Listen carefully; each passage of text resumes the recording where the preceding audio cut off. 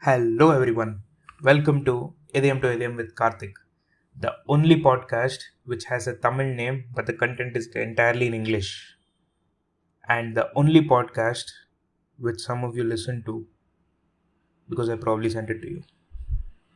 Anyways, I am so glad to say that the first episode was a massive success. It got 150 plays. That's right. I'm totally not exaggerating this number to sound cool, but that is actually the number. Okay. So, I'm so excited to see the reviews. I want to share some of the reviews with you. This is so damn amazing. It feels surreal. Okay, here's the first one.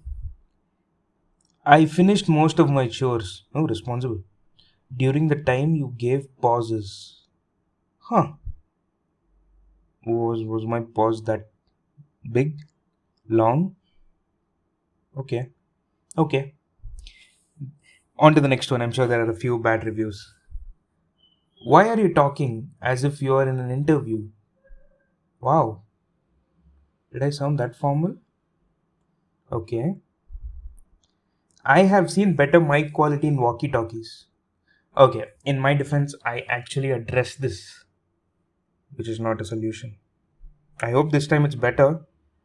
I got a new app installed and all. Hey, I'm learning, okay? Okay. Can you mention next week's topic? Oh, it's not like we would rather wait in suspense. You're not there yet. Yeah, this makes sense. I don't blame this person. Okay, here's a good one. Your podcast made me nostalgic. Ah, reminds me of the time the annoying first bencher by-hearted an entire speech and recited it with absolutely zero emotion. Wow, my podcast made you nostalgic? Thank you. Thank you, honestly. But yes, there are more, but I do not wish to dive further into these reviews because I have read your reviews. And yes, the last podcast was recorded with the perfect full script, but this time I'm trying to get everything in one take. Let's see how it goes. But heart to heart, idem to idem, as the show name suggests. I was just afraid of the stammering and the, you know, unpreparedness of the entire script. But if that does not bother you, I am more than welcome to just keep yapping as you listen. Okay, so you guys would have seen the topic to be down bad. Just for the just for the people who would think this is a dark joke, no, I'm not saying Down syndrome is bad. I know there are a good amount of people who are irritated by this joke. So, anyways, down bad. This is an internet statement, if you will. Down bad means I do not have the definition in front of me, but it's something on the lines of you're basically sacrificing your dignity to impress someone. That's down bad. I did this too. I did this too. Believe me, I did this. Okay, I didn't need to convince you that much.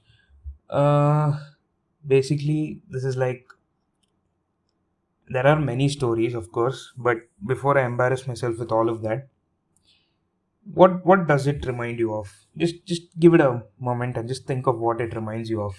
It could be anything from school memories or college or work.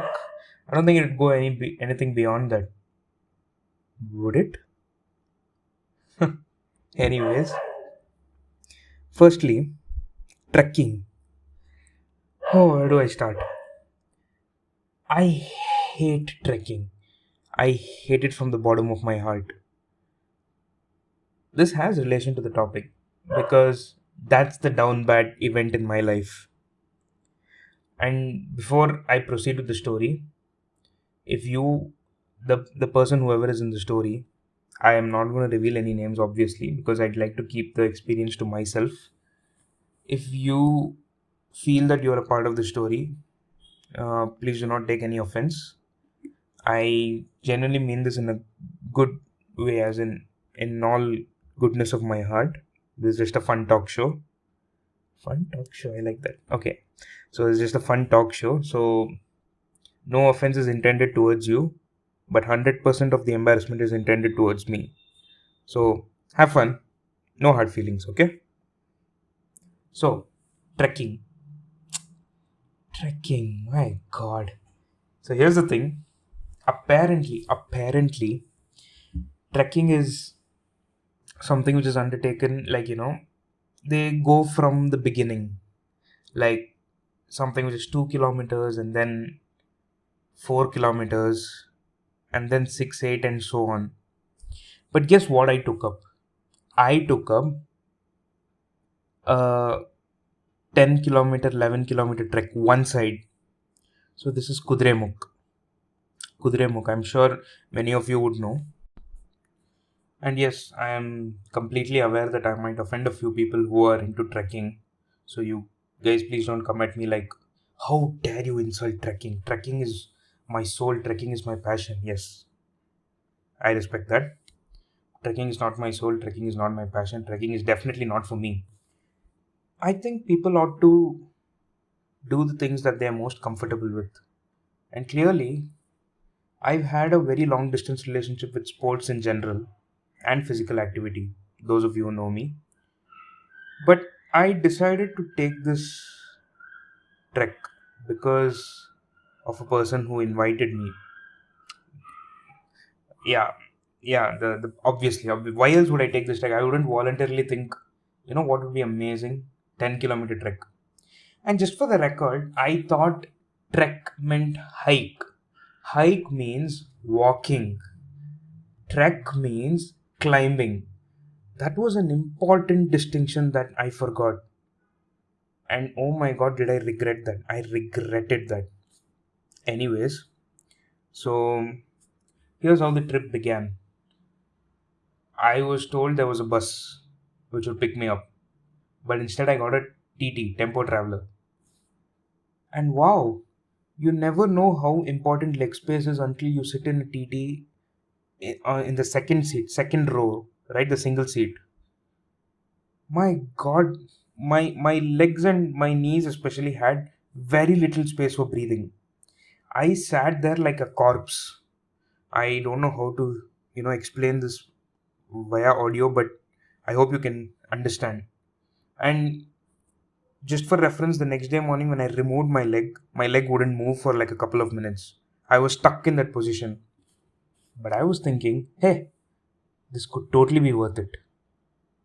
That's what we all think, right? When we're doing something uncomfortable. Yes, this is gonna be worth it. Spoiler alert, it wasn't. And then the journey began from Yeshwantpur. I saw what is it? IKEA. More on that later or some other podcast. Yeah. And then we traveled the entire night. It was amazing. Once we went towards Kudremukh, the journey was amazing, no doubt. We got down at a place. We got down at a place called, I don't know. I'm sorry, I don't know. We got down for tea, and the temperature was 8 degrees. Now, I did not know this before getting down. All I saw from my van were the stars. And oh my god, they were so beautiful, dude. I could literally see them glowing in the sky, and it was not like how we see in these cities, right? Bangalore or metropolitan cities. It was so many in number that I was thinking, wow, incredible, surreal. Enough about the stars. So I go there to drink tea, right? So once I go there to drink tea, I see a guy who's completely unfazed by all this cold. He's just standing there and he's looking at me and he's like, "What do you want?" Now I am there shivering. I can literally, I'm not able to see clearly because even my eyes are shivering. That's how cold it is. I've never been exposed to any temperature below, 15, 16 degrees in Bangalore. And I wanted to splash the tea on myself to feel warm. That's how cold it was. I know there are some of you thinking, hey, have you seen, northern India 1 degree, 2 degree? Yeah, I don't wish to see that anymore. Thank you. And I made a joke, which it was good at that time. Maybe you won't find it funny, but I said, the way we are shaking, it feels like we are vibing to Vati coming. Hey, and she laughed, okay? So, win win. So, yeah, that's that. Important detour because of the tea and the joke and the laughter. And then we proceeded to go to Kudremukh. Now, Kudremukh, my god, the place itself is amazing, but only the lower part, not the part where you go up to the hills or the trekking point, right? And we got down from the tempo, and then we had to take a some off-roading van. The road was so screwed up. It was so screwed up. I could not sit properly. Okay, granted, sitting is a luxury there. There were people standing and going. So yeah, I consider myself lucky. But the by the time we got there, I thought that was the trek. That was actually like the trek. The way we were shaking and going there, I thought that was the trek. And then we go there and get this around 8 to 10 rooms, okay, with 3 people in each room. So 3 people in each room, and that's what, around 30 people at max. Just 30 people, dude. But we were a group of 100 odd trekkers. Although I wouldn't call myself a trekker, I was more of a sightseer there. But oh my god, 100 people, how are we going to? And you should have seen the people rush into the rooms. I have never seen people, barge into a room like that before. And I've seen a lot of people in my life. And this was the worst part. That was just the guys. But girls, they had a better, lodging little, farther from our place. I was really pissed. I was thinking, wow, they do get the special treatment. Before you feminists come at me, I'm so sorry. let's just get over that part. And I wanted to use the washroom, but there were people all over the rooms, and there was absolutely nothing I could do there. So the guide, he guides me to a different place, and then there I see there are just like 3 other washrooms and a big queue. And I was thinking, this is just your random run of the mill nature's call, right? What if I wanted more business? What is the thing? And the toilets there, man, they were stinking. I couldn't handle it. I am not entitled by any means, but you have to understand that it could not be used even for the basic average human being as well, which includes me. So now, great start. Great start. Now, we had breakfast, very small breakfast, around 2 idlis, very small, okay. And then apparently, yeah, it was because of we had to travel such a long distance. So yeah, understandable. Then they made us do a few exercises. It's like, you remember the mass physical training in schools, 1, 2, 3, 4, and all that. I did that. Hey, I was tired in that itself. That itself made me tired. Now, what do you expect me to do? And then after that, we proceeded on our trek. There were 3 guides, one in the front, one in the middle, one at the back. Me and the gang who I went with, we were the first guide. Now the gang, I think it was a group of 4 people, 4 other people. They proceeded. They were at a comfortable pace. They weren't even breaking a sweat, and then they just kept, hurrying forward. It was normal, pretty normal for them. I was out here panting. I was panting and panting and panting. I couldn't keep up. That is when I realized this is not my game. I have a lot of games which I'm good at, but this is not one of them. And what do I do now? That was like 0.1 kilometer out of 10.2 one way. huh, what would you do if you were in that place? And then I proceeded. I saw the second guide in the middle. He crossed me. And within 2 minutes, I was at the last guide. Wow, how can 90 odd people be faster than me? That's when I realized I'm in the wrong group, man. I didn't know what I was doing. I signed up for this and I'm suddenly in the wrong group. Okay, fair enough. We kept walking. They kept walking. I kept helplessly going forward. And then, and then we reached an impasse. There was a huge wall. There was a huge wall. Like just you picture the wall in front of you to be full of rocks and whatnot. And the guide said, just climb. I'm like, are you kidding me? This is a huge. Can you see this wall? It's so huge, man. And I am so huge. How can I climb this? He said, no, I think you can do it. I think you're crazy. How can I climb this thing? Then he said, I think you can climb this. He kept saying the same thing, of course. What else could you do? Lifting me was out of the choice. So I didn't do it. I came down. I couldn't. I tried, but I couldn't. And this was like 0.3 kilometers into the trek. I felt so ashamed. I felt so embarrassed. I had to return because climbing itself was such a big ordeal. Imagine getting back down. I'd have to roll down if I had to get down. That's how steep it was. So I realized no. I'm not gonna do this. I'm not gonna do this anymore. So I came back, and while I came back, there was a group. There was a group who was coming. There were many other trekkers. We weren't the only trekkers who were there. So there was a group coming, and one of them muttered to his other friend, I think this guy finished the trek and he's coming back. And I heard that. They told it in Tamil and I understood that. And I looked at him and I asked, straight, point blank in the eye, I looked at him and I asked, do I really look like someone who would have finished the trek so soon and come back? He just stood there. I told him, no, I couldn't do it, so I'm just going back. Another guy told, hey, I think he's one of us. I couldn't control my laughter. I just bursted out, and then I told them that if you ever want to come back, I'll be hanging out at the camp.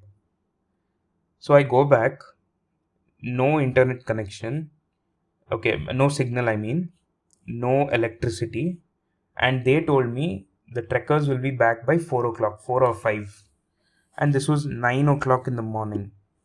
What could I possibly do for 7 hours? And my phone was about to die as well. So I asked one of the whoever was the truck off-roading guy, and I asked him to take me back to the this point from where the tempos were.